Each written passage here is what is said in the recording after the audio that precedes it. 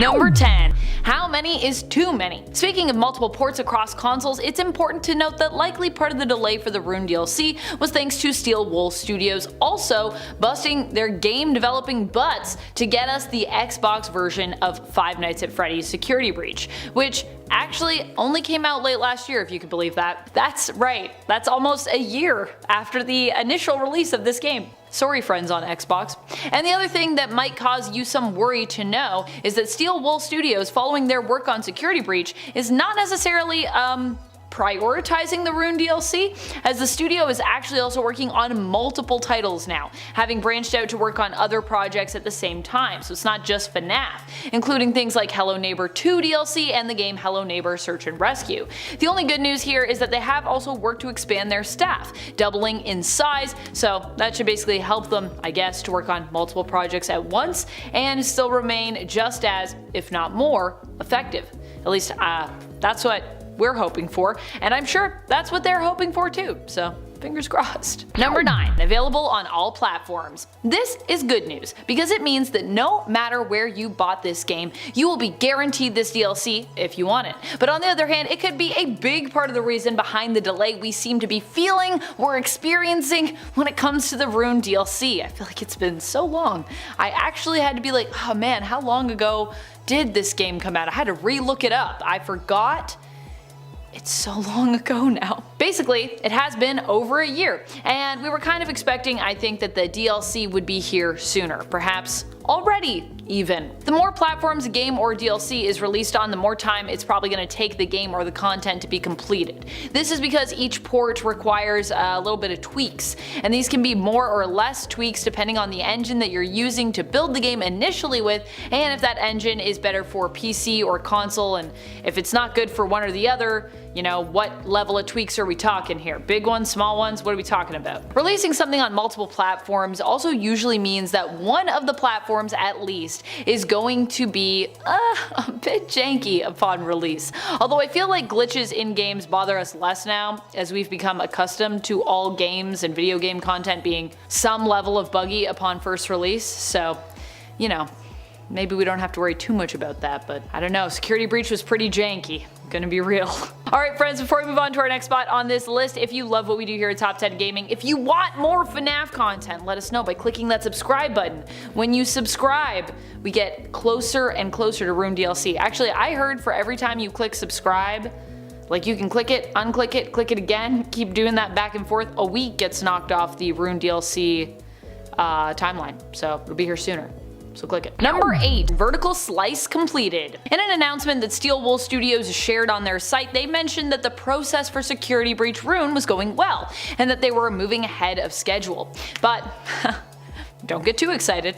They simply stated, and I quote, "We don't have any gameplay details that we're ready to share, but we can talk about where we're at in development. Pursuant to growing our processes, the Security Breach team spent significant time in rigorous pre-production process, focusing on streamlining our ability to construct fun, stable gameplay. So far, this year, we have delivered on our vertical slice milestone earlier than planned and are ahead of schedule for a major upcoming development milestone." What does that mean? What is a vertical slice?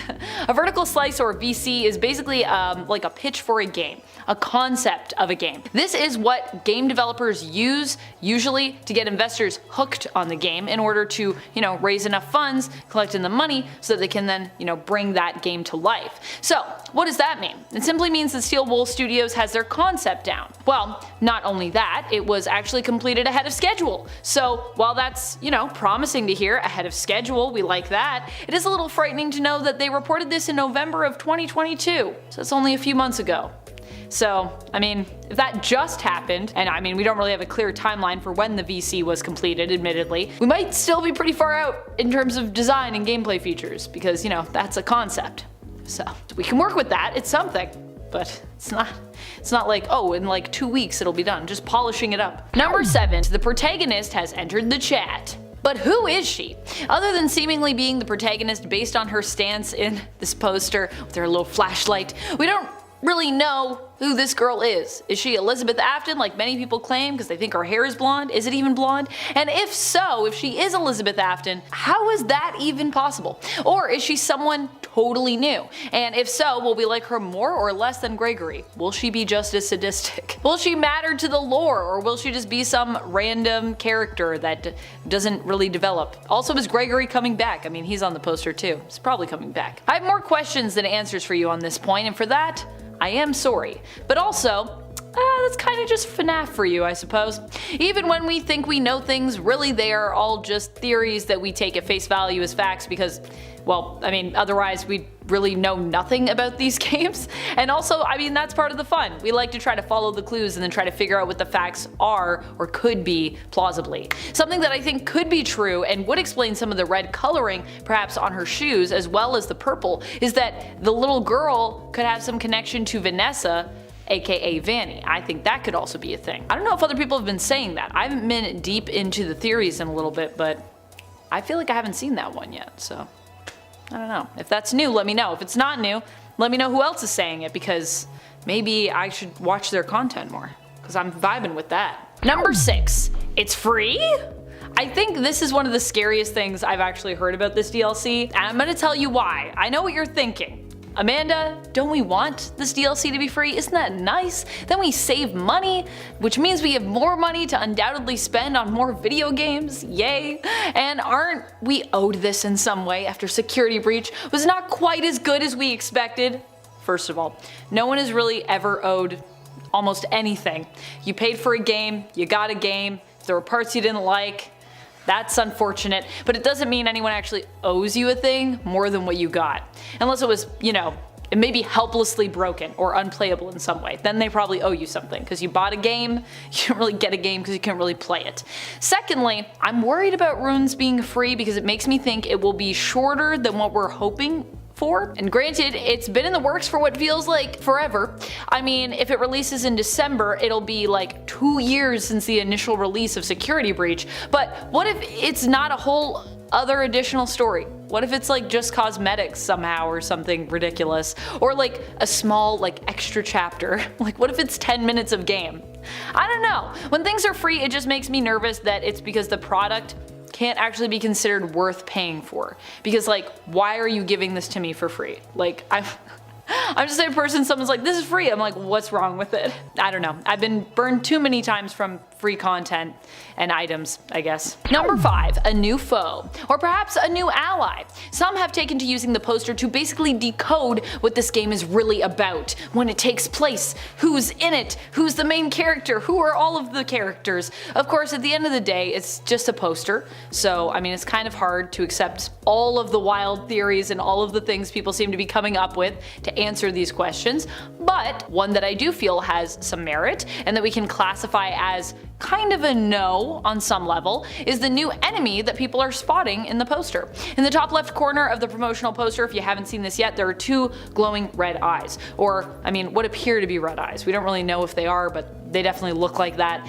Now while Vanny also has red eyes, so did the blob we saw at the end of the game. And many are thinking that these eyes seem to kind of line up with the seemingly amalgamated blob entity we saw a little bit more than Vanny, which I also personally see. Interesting counterpoint though to this being the potential main enemy of the next game. What if this is actually our ally in the game? I mean, after all, the blob did kind of save our butts in the end in Security Breach, whether intentionally or simply because it had its own vendetta against Afton. I'd be curious to know why specifically, if it is our enemy, it like wants to be our enemy, especially if we're playing as like a nameless girl who maybe has no connection to anything. Unless maybe this girl happens to be an Afton, and then, I mean, maybe. I mean, did she do something terrible though? She's just a girl, so I don't know. More sadistic than Gregory, she is just like William Afton, murdering people left and right. Goodness. Number 4, 2023. Okay, this isn't too scary admittedly. I mean, this does mean we can probably expect the game later this year, at some point, right? Well, what if that isn't true? After all, dates get pushed back all the time, especially when you only have a month and a year expected release date for video game projects. And this is a project that we don't even have both of those things for as of yet. All we know is the year.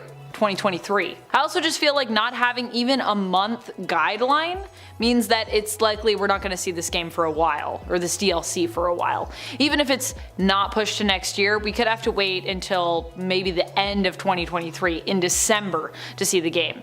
I mean, if we only know it's being released this year, it could be released, keep in mind, as late as December 31st, 2023, because that would still be 2023. And that honestly feels right now, that feels really far away. Like it was just December a minute ago, so we got a ways to go.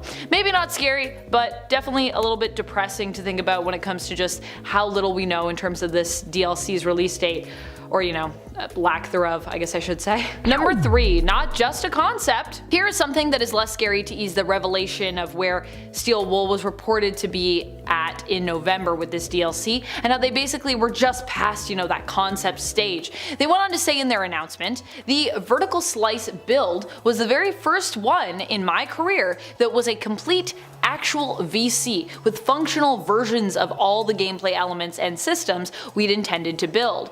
Our team is absolutely crushing it, and we couldn't be prouder of them. We're fired up and can't wait to share more with you all. This is more promising because it kind of seems like their VC is more of a realized concept anyways. However, once again, I would take even this moment of brief celebration from Steel Wool's executive producer Ray McCaffrey with a grain of salt, because the fact that a vertical slice exists could also be a sign of danger ahead when it comes to what's going on with the Rune DLC and honestly the game studio, Steel Wool Studios itself. Number 2, disillusionment. A vertical slice isn't just a tool to be used for developers as a guide when they're building the world and creating the game or the DLC. A vertical slice can also be something that's actually requested by investors. In fact, this can happen when investors actually have no real knowledge of the video game industry and what goes, into building a video game more specifically, or when the investors simply don't have a lot of confidence in the project based on the knowledge they do have of the studio and their body of work,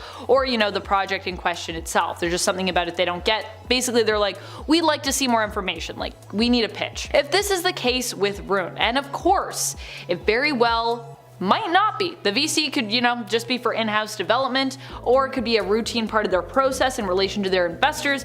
This could be an indicator that either investors are attached to this project who have no clue what is getting made here, or worse, they don't have a lot of confidence in what's being made. So, it's possible. Number 1, silver lining.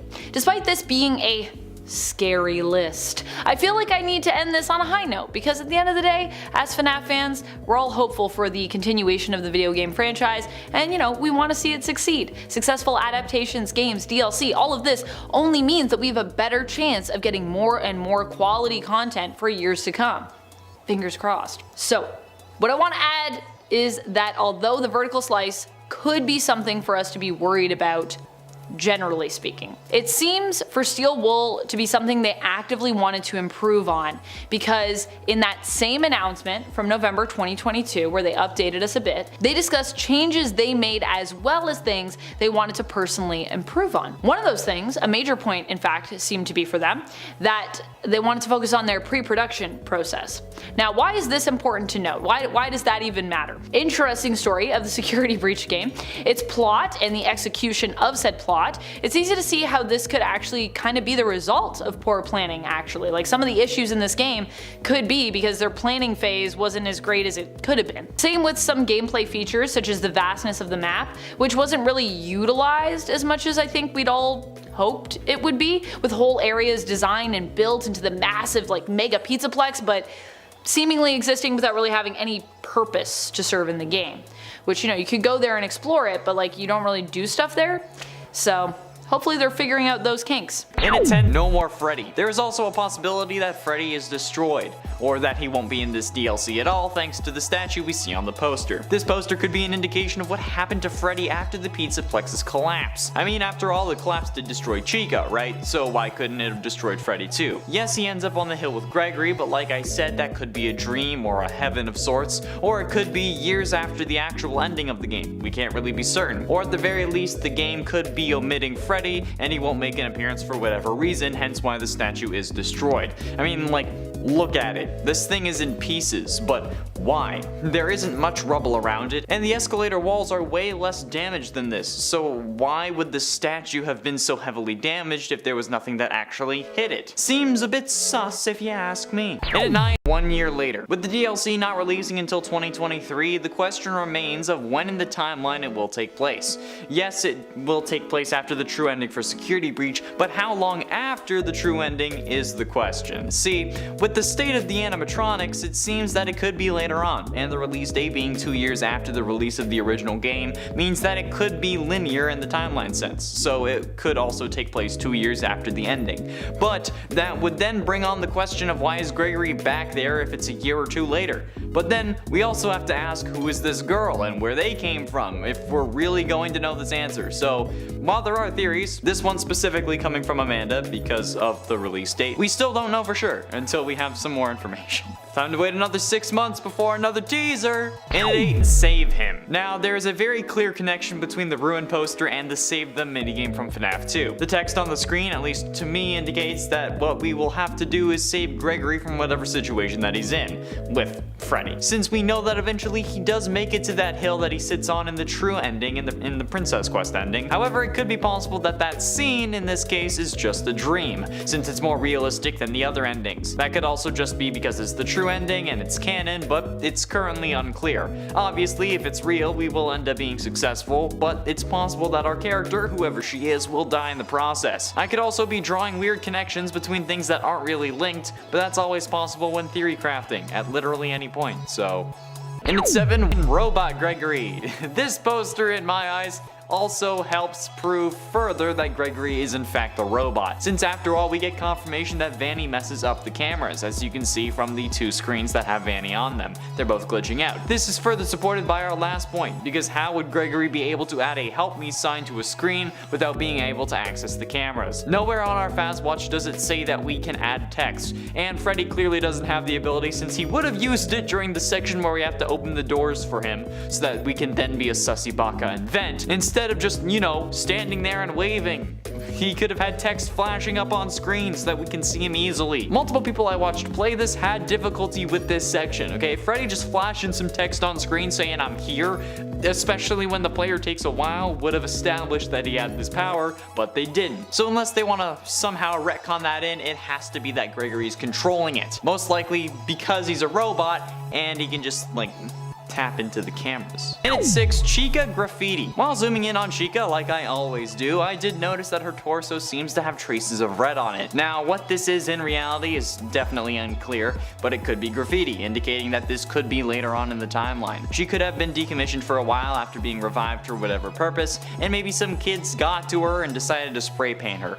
Or, more likely, it's actually pizza sauce. See, brightening the image while basic FNAF at this point is also still helpful, and I used it in the last Ruins video. However, while the red is evident on the normal poster, by brightening you can actually see that there is yellow dripping from Chica's face. And unless Chica started listening to Bear Grylls in order to survive the collapse of the Pizzaplex, I'm pretty sure that it's melted cheese dripping from her mouth, which would also explain the red in tandem. I mean, it could be her beak, but, like, we were trying to explain the red, so cheese makes sense. Like I said, it would mean that the red stuff would then be pizza sauce and potentially pepperoni or some other form of meat that the Pizzaplex kitchen would add on pizza. But it could also be blood. Not sure from who, but maybe Chica saved Vanny's life or something. Also, I was at Niagara Comic-Con 2 days ago, and there was a girl dressed as Chica. Didn't know who I was.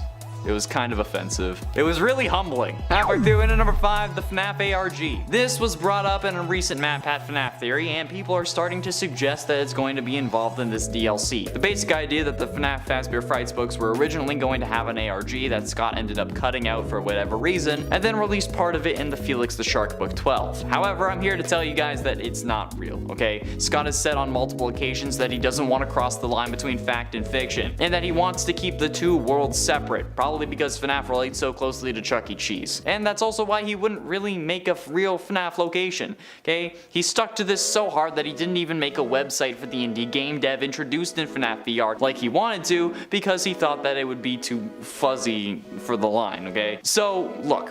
there is no FNAF ARG, okay? If a website is too much, there is no bigger quest here. Last time we thought this, there was a restaurant that got harassed, and a pizzeria owner who just so happened to be named Mike also got harassed. So please don't go out searching. If there was an ARG, I'm sure Scott would have said something about it, okay? So don't harass anyone. Just stick to the games and the game files. Crack open FNAF 3's mobile game if you want to see if there's the image there. Just leave the real world locations and people alone. And for simulation, it's also worth mentioning that there are multiple instances on the poster that feel unfinished. Now, I don't know if this was because the poster was rushed, which has seemingly been a trend with FNAF recently, or because they're simply mistakes, but I wanted to point out in case it has bigger implications. Like when I mentioned the last time we talked about this, the floor at the bottom actually cuts off, but the rocks on top of the floor don't. Mostly because at this point the ground without brightening had mostly faded into black, but the rock was still kind of visible. However, even unbrightened, you can see the clear divide between the tile and just pure black. You can also see that on the left, the floor does the same. And this is very clear in the original poster, okay? I mean, like, there's even a glowing rock sitting at the border. Oh, it's like glowing because it has reflecting light on it, but it also kind of reminds me of when an item is important, so it's highlighted in the game even if it makes it unrealistic. But the most interesting part in my eyes is the tree on the far right. The one in the back next to the escalator. The bottom two sections of it are blank, like they're just filled in with a black outline and then solid brown color. Like the artist had finished the color blocking and then forgot to finish the tree despite doing the rest of that tree. I don't know if this is intentional or not, but if it is, then could this be pointing to the entire thing being a simulation? Which would then bring up the question of how and who. Like maybe this is what Vanny is seeing in her head while Glitchtrap was taken over, so that she's still like the good guy in her head, so she's not fighting back against Glitchtrap's control. Or maybe it's Gregory still caught in his dream that started in 1983. Getting close to the end and in number 3, Prisoner. Now time to get to some theories about our blondie in the middle. Who is she? I made it a point last time to mention that she looked an awful lot like the middle silhouette of the 9 children who ended up going missing due to Vanny, and I still stand by that point. So the most realistic answer I have is that the missing children weren't actually dead, but they were rather trapped inside the building somewhere. Much like how Vanny in the very first trailer for the game said, "Gregory, your friends are here with me." Gregory, your friends are worried about you. They're here with me. Please come out.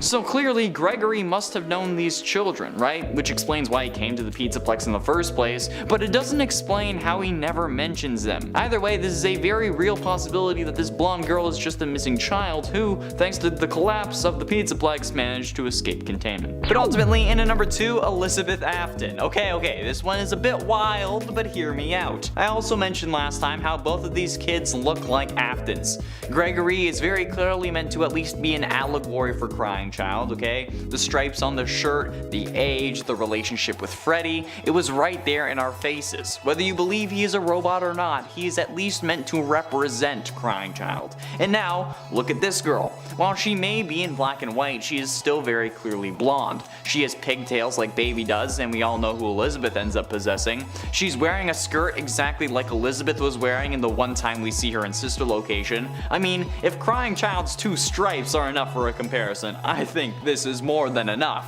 And then look at her shoes. The lights are the only thing that has color on them, which is very clearly meant to have our attention. And then those lights are purple and red. Purple very clearly representing William Afton, and while last time I said that the red could be Vanny, Baby is absolutely covered in red, from the clothes to her hair. Red is all over that animatronic. Or it could be that this girl is evil, just like how Elizabeth always wants to impress her father. Just saying. It's not the craziest thing this series would have done. Okay, it would have been, okay, but it's not out of the realm of possibility. Or again, they could have just been taken because they look like the kids. And finally, in at number 1, time travel. This one is crazy, I will admit, and it's most definitely not the case, but FNAF has already established time travel as possible in the very first Fazbear Frights book called Into the Pit. Remember that one? Where Oswald ends up jumping into a ball pit and somehow leaving 2011 and appearing in 1985 to witness the missing children's incident?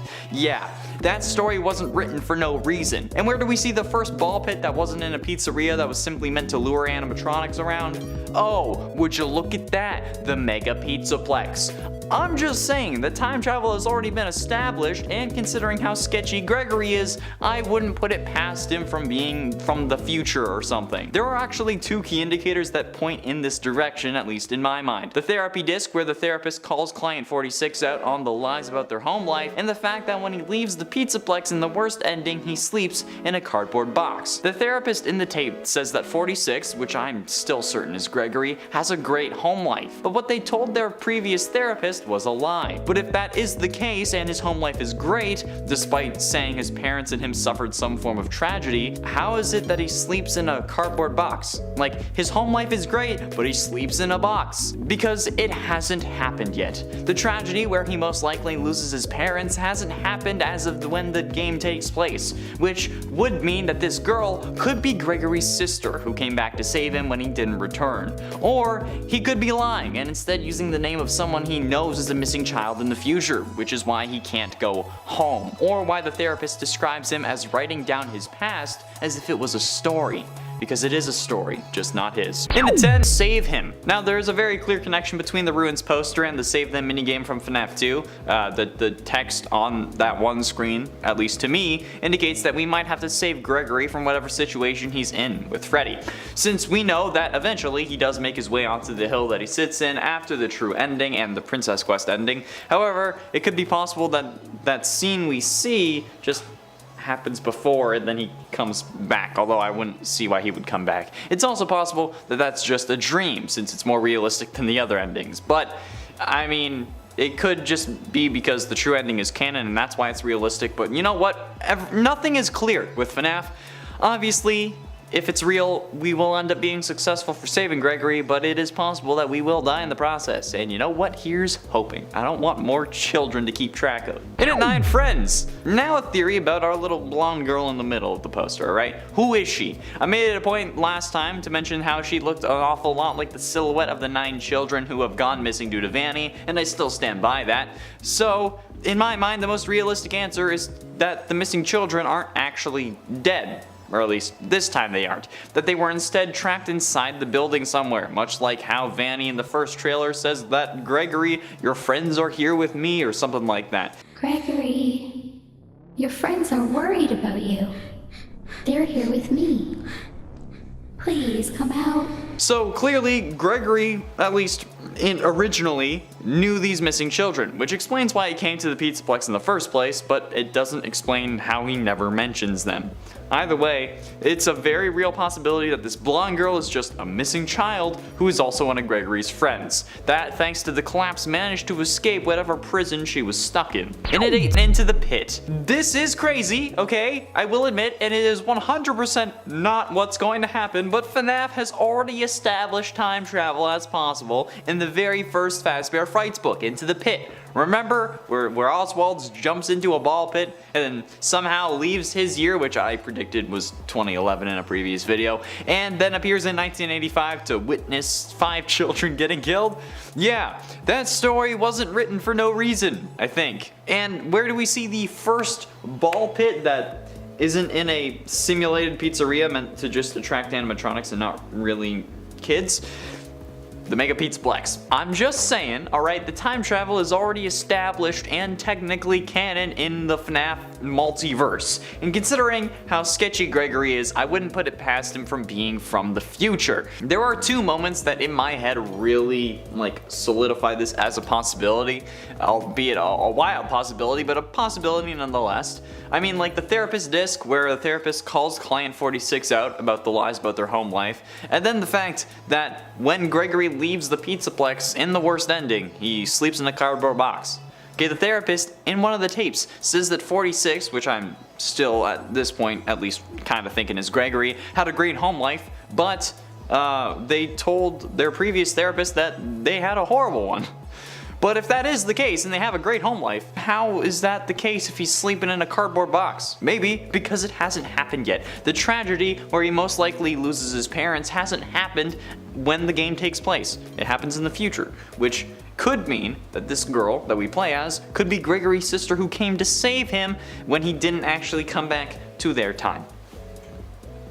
It's nuts, but it's possible. Anything is possible with FNAF at this point. And at 7, Save Us. What if we're the ones who need help this time around? I mean, we have no idea who this person is and what they're doing, but maybe they're not one of the missing kids and they just also got trapped somehow as well. I mean, it's a question of how they would have gotten in, of course, and like, why are they exploring this place if it's destroyed and they're the size of a 4-year-old as well? But like, still, no idea why she could be in the Pizzaplex, but my job isn't to theorize about why, but about what. This plot may end up being that we have to help Gregory save us so that he can show us the way out. Or the game is just going to be replayed as a new character with Gregory as our guardian telling us how to get around and get out of the Pizzaplex, which might satisfy those of you who wanted the Choose Your Guardian DLC. I said it wasn't going to happen. It just didn't make sense to do, since like it would just be the same game again but slightly different, and I was right. And at 6, Bonnie's released. And while we may not be choosing our guardian, it's definitely possible that in this whole mess, Bonnie was released from whatever prison he was being held in. Or at least something like that could be possible. I mean, there are plenty of doors that we can only get behind if we had level 10 security clearance, which is impossible within the game. So those doors could have been opened or have just been destroyed in the collapse, which could explain how we get into these sections now that we probably aren't going around trying to collect security badges, if there are any even left remaining. But a security door level 10 would make much more sense since we have no idea what could be behind any of those doors. Maybe they kept Bonnie in some stasis chamber since he's a sentient AI that couldn't really be moved or something. I don't know, okay? It's FNAF. They'll come up with a scenario and a reason, and we won't really be able to fight it. That's just how it goes. Halfway through into number 5, Antagonist. We've played as the antagonist before, however the player we were was only an antagonist in the next game, not in the game that we were playing, meaning that this time we could be playing as an actual antagonist. I mean, Chica being in the poster either means that there is a connection or we're just being messed with, and recently I think we're always being messed with, so I'm gonna go with that, meaning that this little girl could possibly be Vanny. I mean, we know that Vanny does have a spirit within the building as we see in the rooftop ending, but could we actually be playing as her child spirit?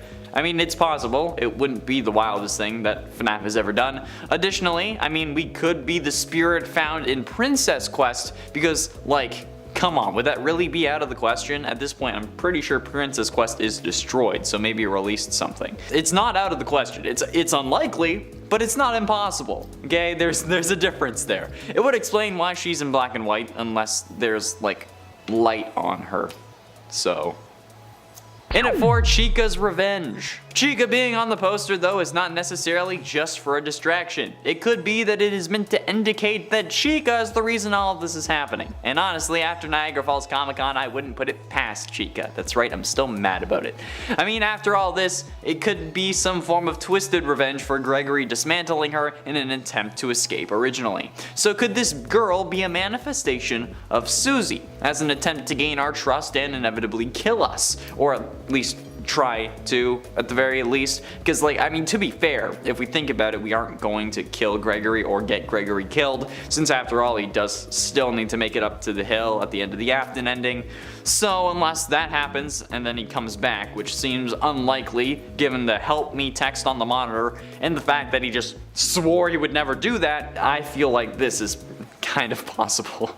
So could this all just be a manifestation trying to gain our trust? Probably not, but the more Chica, the happier I am. Usually. Getting close to the end of number 3, Client 46.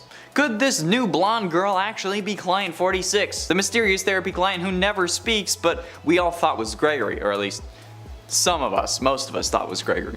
I mean, honestly, it could make a lot of sense. It would explain why 46 would be talking to Vanny despite Gregory being afraid of Vanessa. It would explain how they could hack the animatronics but not be able to stop them by hacking them again like Gregory could have. It would explain how their home life was great despite their accounts of the past, since after all, Gregory does end up sleeping in a cardboard box.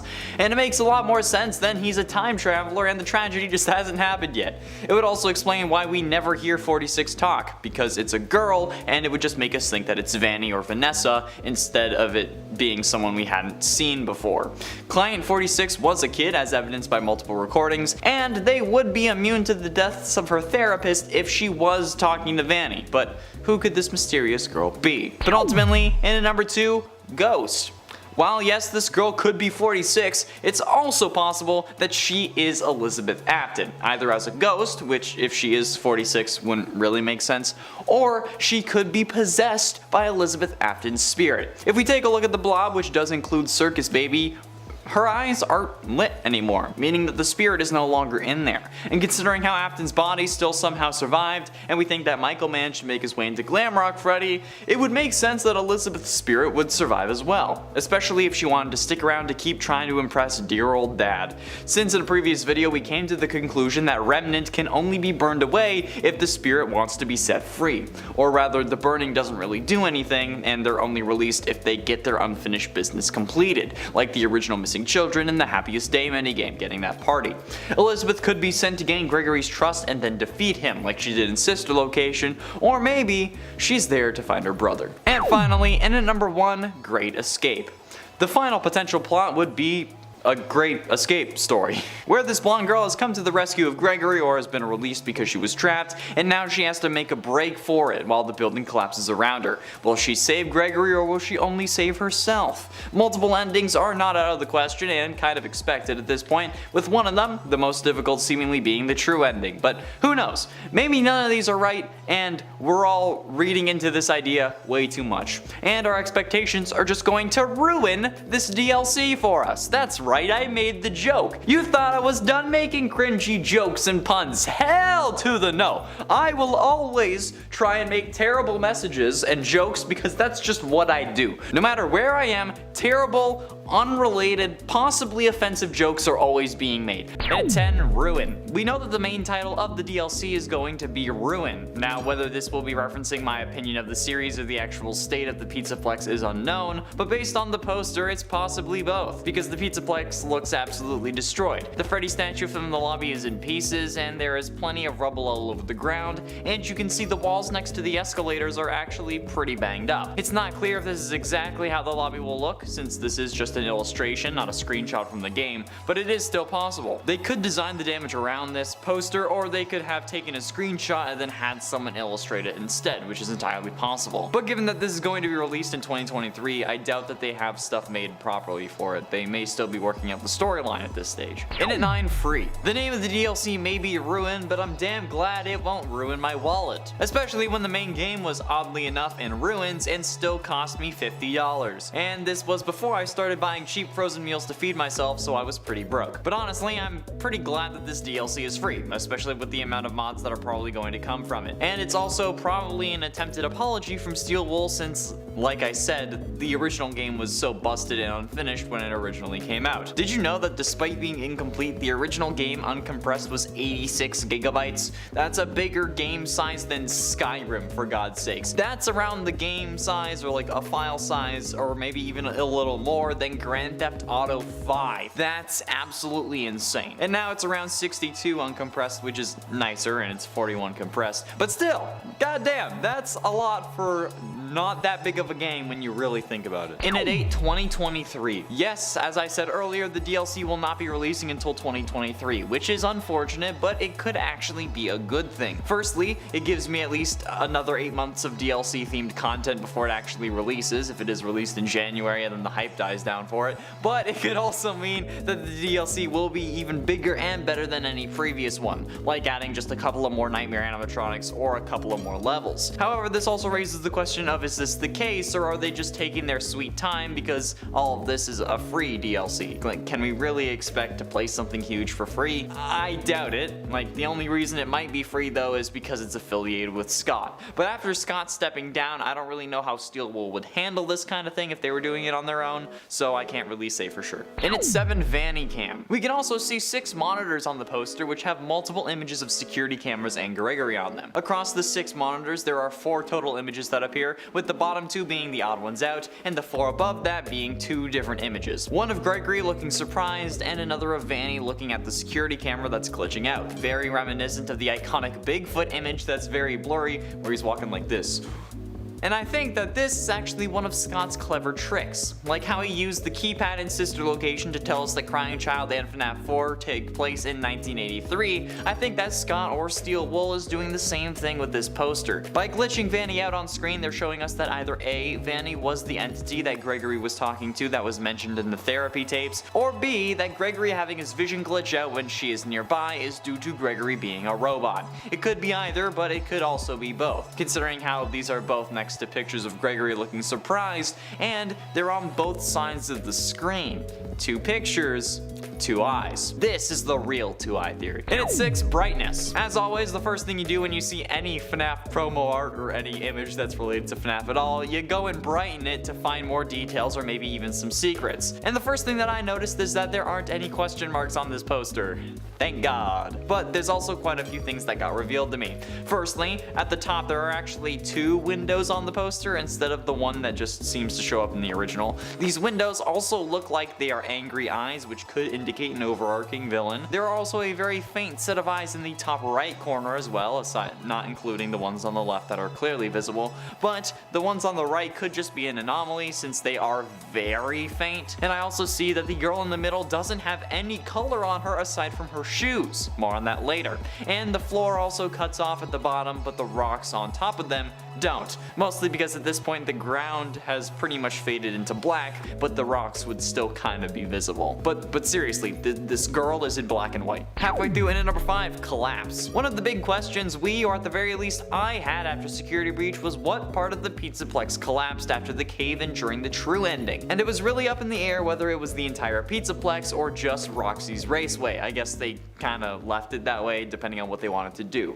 But this poster and the title confirms that the Pizzaplex itself is in ruins. The whole place is a ruin. The giant Freddy statue from the lobby is destroyed and there's rubble everywhere. There are still some questions, of course, like it is just an illustration after all. How's the rest of the Pizzaplex doing, for instance? What happened to the other animatronics? What's the main goal of this DLC? But while the latter may have been answered thanks to another detail from the poster, I don't think we'll have any answers for a while. The DLC doesn't come out until next year, which is absolutely insane, but at least it's free. And at 4, eyes. And while Gregory's eyes may be robotic, there's another set that I would like to point out in this Security Breach Ruins poster. The red eyes in the top left corner of the screen. Now, this is very clearly Vanny, but since I've seen a few people get confused by this, let me explain why. The eyes are red, which we only really see Vanny have, since Burntrap's eyes glow purple, and the animatronic eyes don't really glow. We also know that Vanny might have been able to survive the collapse due to her being controlled by Afton, but also because she was able to be on the roof before us when the fire starts in the rooftop ending. I mean, she gets pushed off the roof by Freddy, but we know that she was up there before us somehow, so I'm sure that she would have found a way around a collapse. Plus, if she's on the security cameras and the other showcased person is Gregory, who we know is alive, it just makes sense for Vanny to be alive. Plus again, red eyes.